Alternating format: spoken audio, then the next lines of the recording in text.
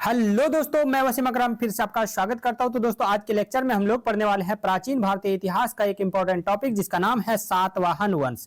तो सातवाहन वंश आपने बहुत ज्यादा इसके बारे में चर्चा सुना होगा कि यहाँ से क्वेश्चन पूछा जाता है। खास करके आपने सुना होगा, देखिए ये सब नाम आप सुन रखे होंगे, गौतमी पुत्र सतकर्णी, वशिष्ठी पुत्र पुलवामी, यज्ञश्री सतकर्णी, ये सब नाम आपने सुन रखा होगा। तो ये चीजें इसी में हम लोग पढ़ने वाले हैं। चलिए हम लोग शुरुआत करते हैं। सबसे पहले सातवाहन वंश के बारे में दो चीजें आपको ध्यान रखनी है। सातवाहन वंश का कोई 100% प्रूफ वाला एविडेंस नहीं मिलता है, क्योंकि ये वह राजवंश जो है दक्कन क्षेत्र का था, यानी कि महाराष्ट्र हो जाए, उसके नीचे आंध्र प्रदेश, तेलंगाना और कर्नाटक वाले क्षेत्र में ये राजवंश हुआ करते थे। उतना ज्यादा लिखित साक्ष्य नहीं उपलब्ध है, जिसके कारण से लोग जो है सातवाहन वंश को अपने हिसाब से बोलते हैं कि ये इस टाइम का था, ये इस टाइम का था। तो दो पीरियड में आपको बताता हूं, दो टाइम पीरियड। पहला टाइम पीरियड, बहुत सारे ग्रंथों में ऐसा कहा गया है कि 230 ईसा पूर्व, ठीक है, 230 ईसा पूर्व से लेकर के 235 ईस्वी तक, ठीक है। देखिए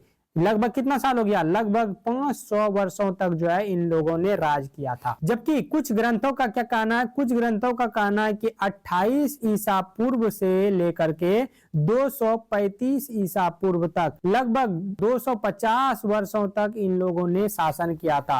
अब आप जिसको मानना है मानिए, ये पूछा नहीं जाता है कि कब से कब तक किसने शासन किया, बात समझे। यहां पर मेनली आपको उसका काम के बारे में देखना है, उसके बारे में नॉलेज लेना है। तो चलिए हम लोग शुरुआत करते हैं कि दक्षिण भारत का जो है सबसे बड़ा संगठित साम्राज्य कौन सा था, सातवाहन वंश था, ठीक है, सातवाहन साम्राज्य था। चलिए सातवाहन की शुरुआत किसने की थी, तो सिमुक सातवाहन ने की थी। किसने, सिमुक नाम करके एक राजा था जिसने सातवाहन वंश की शुरुआत की थी, याद रखिएगा।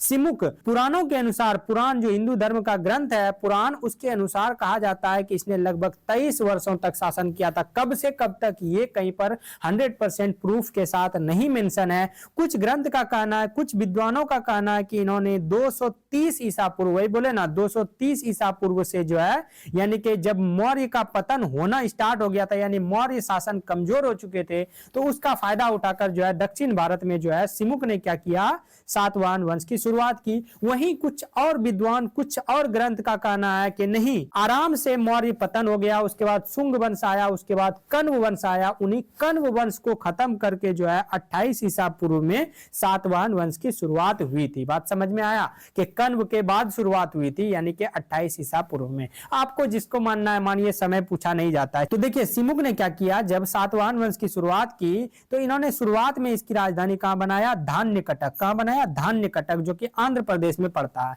बाद में सुविधा को देखते हुए अलग अलग राजा आए और जिन्होंने क्या किया, अपने हिसाब से राजधानी को परिवर्तित किया। उन्हीं में से एक राजा हुए जिन्होंने क्या किया, सातवाहन वंश की राजधानी को कहां लेके चला गया, प्रतिष्ठान लेके चला गया। प्रतिष्ठान कहां पर है, महाराष्ट्र में है। अब देखिए सिमुक के बारे में कहा जाता है कि सिमुक जो है, सिमुक के बारे में अलग अलग किताब अलग अलग तरह का दावा करते हैं। उन्हीं में से जैन ग्रंथ का कहना है कि सिमुक जो थे ये जैन धर्म के अनुयायी थे। बात समझ में आया। जैन ग्रंथों में लिखा हुआ है कि सिमुक जो है ये जैन धर्म के अनुयायी थे, इसलिए इन्होंने क्या किया था, जैन और बौद्ध मंदिरों का निर्माण करवाया था बहुत ज्यादा मात्रा में। लेकिन वहीं कुछ ग्रंथों में ऐसा कहा जाता है कि सिमुक जो थे अंतिम समय में इतने ज्यादा अत्याचारी हो गए थे, मतलब अपने लास्ट टाइम में इतने ज्यादा अत्याचारी हो गए थे कि उनके दरबारी परेशान हो गए थे, जिस वजह से जो है उन्हीं के अपनों ने क्या किया, उनको मरवा दिया। उन्हीं को अपनों ने क्या किया, पदों से हटा करके, अपने पद से, राजा के पोस्ट से हटा के उनको क्या कर दिया, मरवा दिया। बात समझ में आया। इसके बाद इसका उत्तराधिकारी बनता है इन्हीं का भाई, ठीक है, इन्हीं का भाई क्या बनता है, उत्तराधिकारी। क्योंकि सिमुक का जो बेटा था कौन, सातकर्णी प्रथम, ये बहुत छोटा था, जिस वजह से इन्होंने क्या किया, अपने भाई को राजा बना दिया। चलिए देखिए यहां पर जो है मैंने पूरा सातवाहन वंश का जितने भी राजा, 30 राजा है, उनका नाम दे दिया है। लेकिन ये चीजें आपको पढ़नी नहीं है, ध्यान रखिएगा, ये चीजें आपको नहीं पढ़नी है। पूरा मैं जो जो राजा के बारे में बताऊंगा सिर्फ उसी का नाम याद रखना है, पीरियड किसी का याद नहीं रखना है, टाइम पीरियड तो याद ही नहीं रखना है। सबसे पहला राजा मैं पढ़ाने वाला हूं सिमुक के बारे में, जो कि ऑलरेडी पढ़ा चुका हूं। सिमुक देखेंगे हम लोग, देखेंगे सातकर्णी प्रथम देखेंगे, फिर हम लोग देखेंगे सातकर्णी द्वितीय के बारे में, फिर हम लोग देखेंगे 17वां राजा हॉल के बारे में, फिर हम लोग देखेंगे 23वां राजा गौतमी पुत्र सातकर्णी के बारे में, फिर हम लोग देखेंगे वशिष्ठी पुत्र पुलवामी के बारे में, यज्ञश्री सातकर्णी के बारे में। तो इन राजाओं के बारे में देखेंगे। ये देखिए 3 और यहाँ पर देखिए 3 3 6 एक 7 राजा के बारे में मात्र पढ़ेंगे, जिसमें से एक हम लोग सिमुक के बारे में पढ़ चुके हैं, उसमें भी ज्यादा नहीं पढ़ना इन लोगों के बारे में। चलिए अब आते हैं कि सिमुक का बेटा था कौन? सातकर्णी प्रथम। सिमुक का बेटा सातकर्णी प्रथम जो तीसरे राजा बने सातवाहन वंश के, इसने अपनी शक्ति और प्रतिष्ठा दिखाने के लिए दक्षिणापति की जैसी भव्य उपाधियां धारण की। यानी कि सातकर्णी प्रथम ने अपने आप को सिद्ध करने के लिए, अपने आप को ताकतवर दिखाने के लिए क्या किया? एक उपाधि ग्रहण किया। कौन सी उपाधि? दक्षिणापति। यह ध्यान में रखिएगा, पूछा जाता है कि दक्षिणापति किस सातवाहन वंश के राजा की उपाधि थी? तो याद रखिएगा सातकर्णी प्रथम। ठीक है, ध्यान रखिएगा सातकर्णी प्रथम। इन्होंने क्या किया? अपने विजय के उपलक्ष्य में, यानी कि इन्होंने कुछ क्षेत्रों को जीता होगा, जिसके उपलक्ष्य में इन्होंने क्या किया? 2-2 बार अश्वमेध यज्ञ कराया और एक बार राज सूर्य यज्ञ कराया। और इन सभी यज्ञ को कराने का मतलब होता है कि वो राजा बहुत ही ज्यादा ताकतवर और स्वतंत्र थे। बात समझ में आया? अगर जो अश्वमेध यज्ञ करा लिया मतलब बहुत ज्यादा ताकतवर राजा थे। राजसूय यज्ञ जो है ये बड़े बड़े राजा महाराजा ही करवा पाते थे जो स्वतंत्र रहते थे। ठीक है, बात समझ में आया? छोटे छोटे राजा महाराजा के बस की बात नहीं थी। तो कहा जाता है कि इन्होंने जब 2 अश्वमेध यज्ञ और एक राजसूय यज्ञ कराया तो इनकी शक्ति का पता चलता है कि ये बहुत ही ज्यादा पावरफुल थे। साथ में जो सातकर्णी प्रथम है ये ब्राह्मण धर्म के अनुयायी थे। ठीक है, सातकर्णी प्रथम क्या थे? ब्राह्मण धर्म के अनुयायी थे। और इनके पिता जो सिमुक है वो जैन धर्म के अनुयायी थे। बात समझ में आया? और इन्होंने यज्ञों के दौरान ब्राह्मणों को क्या किया? भारी मात्रा में गाय, हाथी, सोना, चांदी, हीरा जवाहरात क्या किया? दान दिया। इन्होंने अपने नाम के सिक्के चलवाए। सातकर्णी प्रथम ने क्या किया? अपने नाम के सिक्के चलवाए और उस सिक्कों पर लिखवाया सातकर्णी या श्री सात अंकित करवाया। ठीक है, उस पर कुछ फोटो वोटो भी बनवाया, जैसे हाथी और उज्जैन के प्रतीक का सिंबल भी उन्होंने क्या किया? बनवाया। सातकर्णी प्रथम के बाद देखिए 2 राजा जो है ये बहुत ही ज्यादा कमजोर आए। उसके बाद आता है सातकर्णी द्वितीय जो कि थोड़ा सा स्ट्रांग थे। तो सातकर्णी द्वितीय के बारे में देख लेते हैं, जो कि छठे राजा थे। यह सातवाहन वंश का सबसे लंबे समय तक, यानी कि इन्होंने टोटल 56 साल तक राज किया सातवाहन वंश पर। ठीक है, शासन करने वाले राजा थे। इन्होंने विदिशा को शुंगों से जीत लिया। देखिए इस टाइम पर शुंग एग्जिस्ट कर रहे थे। बात समझ में आया? तो इसीलिए मैं बोला था ना, देखिए मौर्य के बाद शुंग आए, शुंग के बाद कण्व आ गए। शुंगों से जो है सातकर्णी द्वितीय ने युद्ध किया था, विदिशा को छीना था। यानी सातकर्णी द्वितीय ने क्या किया था? शुंगों से विदिशा को छीना था। तो ये बताइए कि ये शुंग के बाद में कैसे आ सकते हैं? नहीं ना, ये शुंग के पैरेलल में थे। यानी कि मौर्यों के बाद जो है मैंने जो टाइम पीरियड बताया, ये वाला टाइम पीरियड, यही टाइम पीरियड सही है अगर देखा जाए तो किताबों के अनुसार। ठीक है, टाइम पीरियड के हिसाब से भी। इन्हीं के समय में सातवाहनों की पहली बार शक आक्रमणकारियों के साथ संघर्ष हुआ। और देखिए सातकर्णी द्वितीय ने ही जो है पहली बार शकों के खिलाफ जो है विद्रोह किया, शकों के खिलाफ जो है आक्रमण किया। बात समझ में आया? अब देख लेते हैं सातकर्णी द्वितीय के बाद बहुत सारे कमजोर राजा आए, क्योंकि शकों ने जो है, शक जो थे उन्होंने क्या किया? बहुत ज्यादा आक्रमण करना इन लोगों पे स्टार्ट कर दिया, जिस वजह से ये सभी उतने ज्यादा स्ट्रॉन्ग जो है राजा नहीं हुए। एक राजा देखेंगे हॉल के बारे में, ये भी उतना ज्यादा पावरफुल नहीं थे, लेकिन इनके बारे में पढ़ेंगे। इसके बाद भी फिर कमजोर राजा आते चले जाएंगे। ठीक है, अब देखिए हॉल, इंग्लिश में हाला भी बोला जाता है। हॉल क्या थे? एक विद्वान थे। हॉल क्या थे? एक विद्वान थे, प्राकृत भाषा के ये विद्वान थे। इनकी एक कविता संग्रह थी, काव्य संग्रह थी, जिनका नाम था गाथा सप्तशती। क्या नाम था? गाथा सप्तशती। और ये इसमें जो है लगभग 700 कविता जो है, कविताओं का क्या था? संग्रह था। ये कविता किस रिलेटेड था? ग्रामीण जीवन, प्रेम और मानवीय भावनाओं के रिलेटेड जो है ये कविता था। कितने? 700 कविताओं का संग्रह, इसीलिए इसको गाथा सप्तशती बोला। सप्त मतलब 7, शती मतलब 100, यानी 700 कविताओं का संग्रह था, 700 गाथाओं का संग्रह था। ठीक है, किसने लिखा था? हॉल राजा ने लिखा था। हॉल ही नाम ही था राजा का। चलिए, कवियों के प्रति उनके उदार प्रेम के कारण उन्हें क्या कहा जाता था? कविराज या कवि वत्सल कहा जाता था। यानी कवि के प्रति जो है ये बहुत ही, खुद कवि थे तो कवि के प्रति इनका लगाव बहुत ही ज्यादा था।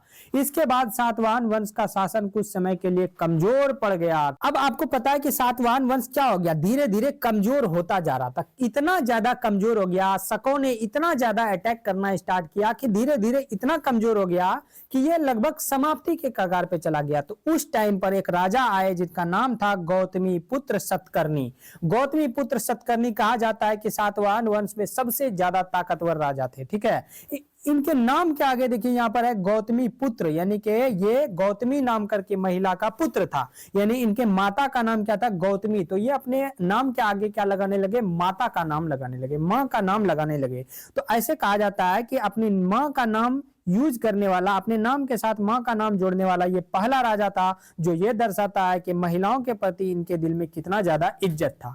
तो ऐसा कहा जाता है कि गौतमी पुत्र सतकर्णी जो है सातवाहन साम्राज्य का जब पतन हो रहा था, यानी सातवाहन साम्राज्य का सूरज डूब रहा था, तो उनको इन्होंने बचाया, उनको पुनर्जीवित किया, और पुनर्जीवित ही नहीं किया बल्कि इतना ज्यादा ताकतवर बन गया कि ये भारत की सबसे बड़ी, उस टाइम की सबसे बड़ी शक्ति बन गई, यानी उस टाइम का सबसे बड़ा साम्राज्य बन गया। ठीक है, कब, लगभग 86 ईस्वी के आसपास जो है भारत का सबसे बड़ा साम्राज्य कौन बन गया, सातवाहन वंश बन गया। अब देख लेते हैं, शक जो परेशान कर रहे थे सातवाहन वंश के राजाओं को, इन्होंने क्या किया, शकों को भी हरा दिया। शकों के राजा नहपान को हरा करके क्या किया, पूरा क्षहरात वंश को ही समाप्त कर दिया, यानी कि शकों का एक ब्रांच जो है क्षहरात वंश, उसको पूरी तरह से समाप्त कर दिया, यानी कि शकों का कमर तोड़ दिया। बात समझे, इतना बड़े क्षेत्र पर इनका अधिकार हो गया। देखिए आप भारत का नक्शा जब देखिएगा ऐसे कुछ दिखेगा, तो इनका इस साइड भी अधिकार हो गया, इस साइड भी अधिकार हो गया, इस साइड भी अधिकार हो गया। तो सोच के देखिए, इधर अरब सागर, इधर बंगाल की खाड़ी और इधर हिंद महासागर। ऐसा कहा जाता है कि जो गौतमी पुत्र सतकर्णी का घोड़ा था, वो अरब सागर का भी पानी पिया था, बंगाल की खाड़ी का भी पानी पिया था, और हिंद महासागर का भी पानी पिया था, यानी कि इनका हुकूमत जो है तीन जो है समुद्र के बीचों बीच में था।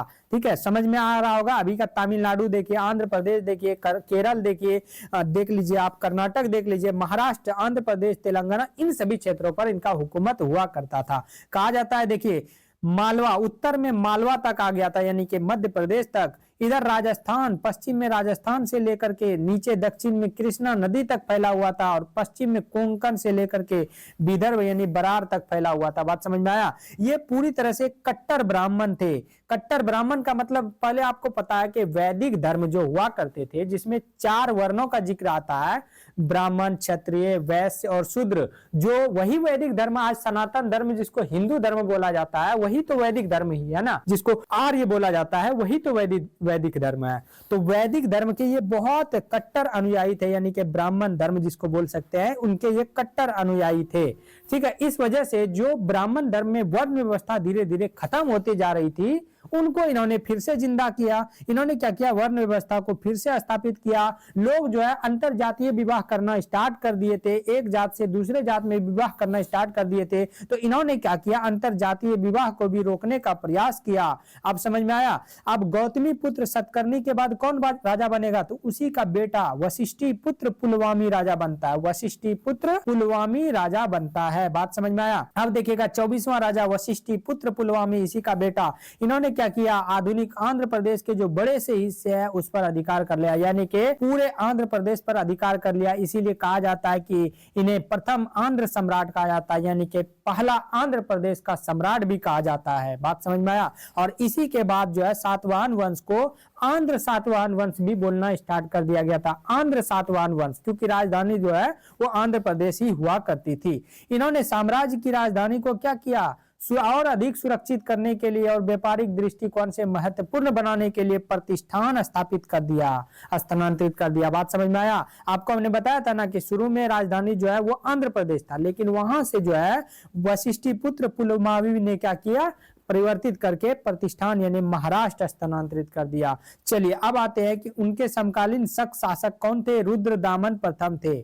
देखिए वशिष्ठी पुत्र पुलमावी के जो समकालीन शक राजा थे, शकों के जो राजा थे वो कौन थे, रुद्रदामन प्रथम। तो रुद्रदामन प्रथम इनके रिश्तेदार भी थे। शादी वगैरह क्या क्या हुआ था, किसका शादी, कहने का मतलब ओवरऑल करीबी थे। ठीक है। जूनागढ़ अभिलेख के अनुसार रुद्रदामन ने पुलवामी को युद्ध में 2 बार हराया था। देखिए शकों के राजा रुद्रदामन ने क्या किया था, वशिष्ठी पुत्र को 2 बार युद्ध में हराया था, लेकिन रिश्तेदार होने के कारण, वैवाहिक संबंध होने के कारण जो है क्या किया, फिर से इनको वापस लौटा दिया कि जाओ ऐश करो। बात समझ में आया। और वशिष्ठी पुत्र के बाद देखिए यहाँ पर फिर 2-3 कमजोर राजा आ गए। वशिष्ठी पुत्र के बाद 2-3 ये कमजोर राजा आए, और इनके बाद फिर आया यज्ञश्री सतकर्णी जो कि अंतिम शक्तिशाली राजा। इसके बाद फिर कमजोर राजा आना स्टार्ट। अब हम लोग देखते हैं यज्ञश्री सतकर्णी के बारे में। कहा जाता है कि सातवाहन वंश का अंतिम शक्तिशाली राजा यानी कि जो बचा खुचा पावर था, यही लास्ट यानी पावरफुल राजा था। इसके बाद कहानी खत्म हो जाता है, धीरे धीरे आलतू फालतू राजा आना स्टार्ट हो जाता है। यज्ञश्री सतकर्णी बौद्ध धर्म के अनुयायी थे और प्रसिद्ध बौद्ध दार्शनिक जो नागार्जुन है उनके ये मित्र भी हुआ करते थे। इतना समझ में आया कि यज्ञश्री सतकर्णी जो है बौद्ध धर्म का पालन करते थे। तो सातवाहन वंश जो है शुरू में जैन धर्म का पालन करते थे, फिर वो हिंदू धर्म यानी ब्राह्मण धर्म यानी कि आर्य धर्म यानी कि सनातन धर्म का पालन करने लगे। फिर उसके बाद जो है ये लोग जो है बौद्ध धर्म का अनुयायी बन गए। इसके बाद और कमजोर राजा आए और सबसे आखिरी राजा यानी 30वां राजा पुलमावी IV जो आए, ये सातवाहन राजवंश के अंतिम राजा कहलाए। और इनके बाद क्या हुआ, सातवाहन वंश पूरी तरह से जो है बिखर गया और छोटे छोटे राज्य जो है आजाद हो गए और सातवाहन वंश का कहानी खत्म हो गया। ऐसा कहा जाता है कि 450 सालों तक चलने वाला ये जो सातवाहन वंश है पुलमावी IV की मृत्यु के बाद ये पूरी तरह से खत्म हो गया। तो दोस्तों बताइएगा कि ये वीडियो आपको कैसा लगा। अगर वीडियो पसंद है तो वीडियो को लाइक कीजिएगा, साथ ही चैनल पर नए तो चैनल को सब्सक्राइब जरूर कीजिएगा।